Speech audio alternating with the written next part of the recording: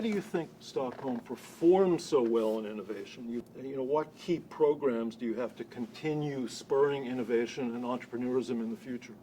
This is a very interesting question because I don't have the answer. We are lucky today because this is happening. And it's happening because of different kind of reasons.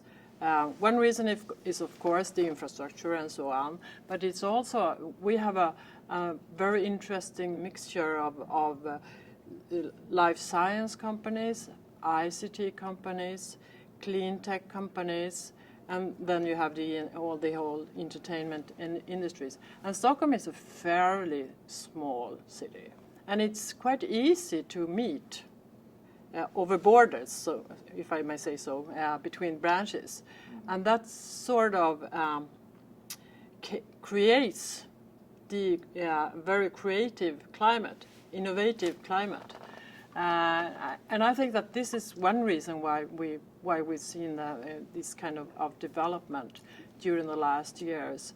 But it's also so that Swedes are very, very interested in solving problems. What's happening during the last years is that people started to solve problems. Yes. And it has become fancy to start a company of their own.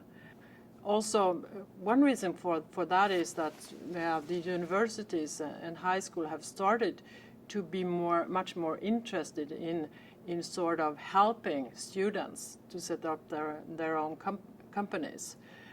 It wasn't like that before, because the university used to be much more focused on producing academics and so on.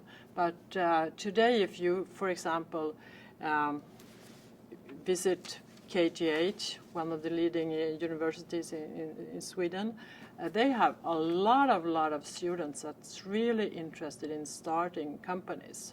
And the university is really helping them in order to do that. And we have also very close cooperation between business, universities, and the city.